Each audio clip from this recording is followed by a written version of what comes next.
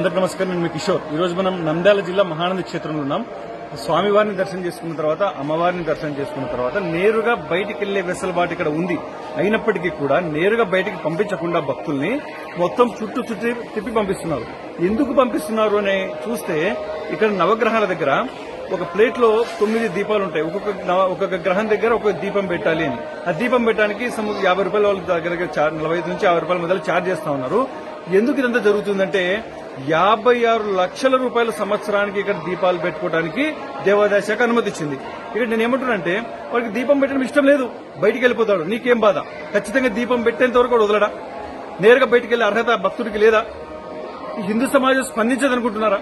కేవలం డబ్బు తప్ప మీకు ఏమి కనపడదా దేవాదాయ శాఖ అధికారులకి? ఒక పక్క స్నానపు గదుల దగ్గర కాలు కాలుతుంటే దిక్కులేదు, ఇంకో పక్క సెల్ ఫోన్ కి 5 రూపాయలు, చెప్పులకి 7 రూపాయలు, ఆఖరికి దీపం వాడు పెట్టలేడు, దీపం బయటికి వెళ్ళిపోతాడు. అలాగే బయటికి వెళ్ళిపోయి నీకేం ప్రాబ్లం?